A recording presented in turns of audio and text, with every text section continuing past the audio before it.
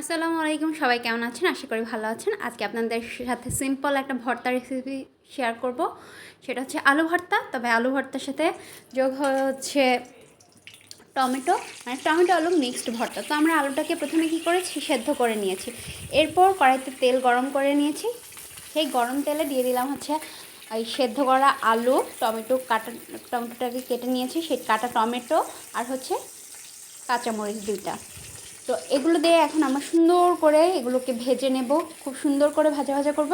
যত মজা হবে, মানে যত সুন্দর ভাজা হবে তত বেশি মজা হবে। তো আমরা ভেজে নিচ্ছি এপিট ওপিট করে। এরপর হালকা করে ভেঙে ভেঙে দেবো। এই যে মানে ভেঙে ভেঙে প্রায় সম্পূর্ণটাই ভেঙে ভেঙে ম্যাশড করে নেব যতটুকু করা যায়। এভাবে ম্যাশড করে ভেঙে ভেজে নেব সুন্দর করে। মানে এভাবে করলে খেতে খুব বেশি টেস্টফুল হয়। আমরা আলু ভর্তা তো খাই, তবে এই আলু ভর্তাটার স্বাদটা আরেকটু অন্যরকম, মানে এক একভাবে করলে স্বাদটা এক এক রকম হয়। তো নিয়ে নিলাম হলো তেলে ভাজা শুকনো মরিচ।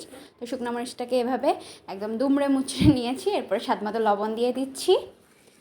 তো লবণ দিয়ে মেখে নিচ্ছি। এরপর অ্যাড করে দিচ্ছি একদম পেঁয়াজটাকেও খুব সুন্দর করে এই মরিচের সাথে মেখে নেব, একদম নরম নরম করে। যত বেশি নরম হবে খেতে ভালো লাগবে আর কি। বেশি শক্ত শক্ত থাকলে আমাদের কাছে আবার খেতে ভালো লাগে না। আমরা ম্যাশড করা আলু টমেটোর যে নিয়ে নিলাম। তো এখন আলু টমেটোটাকেও পেঁয়াজের সাথে যে কাঁচামরিচটাকে আগে ভেঙে নিলাম। তো এখন আলু টমেটোটাকেও খুব সুন্দর করে পেঁয়াজ শুকনো মরিচ দিয়ে একদম মাখিয়ে যেভাবে ভর্তা করে সেভাবে ভর্তা করে নেব। একদম সব কিছু সুন্দর করে মাখিয়ে নেব। এই মাখিয়ে নিলেই তৈরি হয়ে যাবে আমাদের টমেটো দিয়ে আলুর ভর্তা। খুব মজা লাগে, একদম নিমিষেই 1 প্লেট ভাত সাবার হয়ে যায়। আলহামদুলিল্লাহ।